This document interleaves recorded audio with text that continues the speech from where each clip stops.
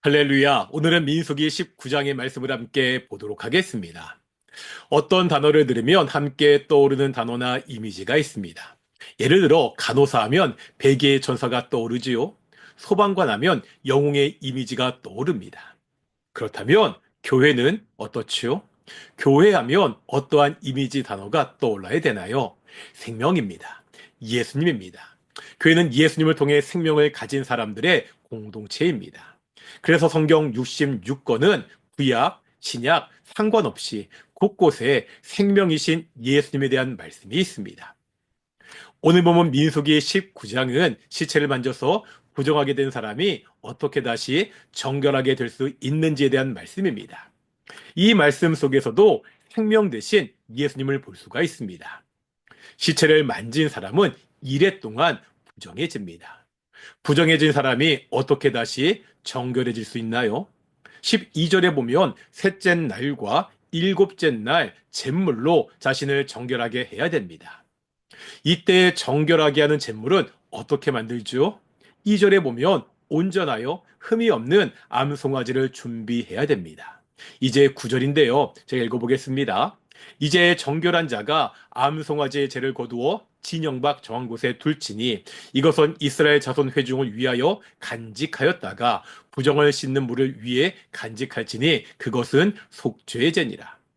2절에서 말한 온전하고 흠이 없는 그 암송아지를 불살라 만든 재를 모아 간직합니다. 이 재를 이용한 잿물이요 부정을 씻는 물로 사용되게 됩니다. 신약 시브리서에 보면 바로 이 재와 부정을 씻고 정결하게 하는 예식에 대한 말씀이 있습니다. 먼저 시브리서 9장 13절은 이렇게 말씀하는데요.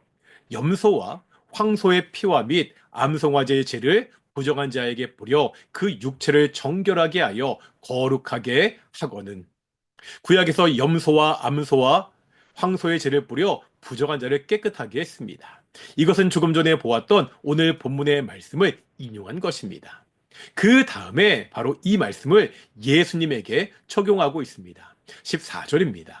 하물며 영원하신 성령으로 말미암아 흠없는 자기를 하나님께 드린 그리스도의 피가 어찌 너의 양심을 죽은 행실에서 깨끗하게 하고 살아계신 하나님을 섬기게 하지 못하겠느냐. 흠없는 예수님의 피가 우리의 양심을 죽은 행실에서 깨끗하게 한다고 말씀하고 있습니다. 오늘 본문에 나오는 부정을 정결하게 하는 예식은 바로 예수님의 십자가에 대한 예표라는 겁니다. 그러면 왜 부정한 채 그대로 있어서는 안 됩니까? 왜 예수님을 믿어 죽은 행실에서 깨끗하게 되어야 됩니까? 오늘 본문 13절은 이렇게 말씀하고 있습니다. 누구든지 죽은 사람의 시체를 만지고 자신을 정결하게 하지 아니하는 자는 여호와의 성막을 더럽힙니다. 그가 이스라엘에서 끊어질 것은 정결하게 하는 물을 그에게 뿌리지 아니하므로 깨끗하게 되지 못하고 그 부정함이 그대로 있음이니라. 구약에서 부정하다는 것은 뭐 좀 더럽네, 신앙생활 열심히 하지 않네, 이 정도의 차원이 아닙니다. 부정한 자는 하나님의 성막을 더럽히는 자이고 이스라엘 공동체에서 끊어지게 됩니다. 하나님의 약속 밖에 있는 사람이라는 말입니다. 마찬가지입니다. 예수님을 믿지 않는 것도 단순히요, 기독교라는 종교에 속해 있지 않다는 말이 아닙니다. 하나님의 심판 아래 있다는 말입니다.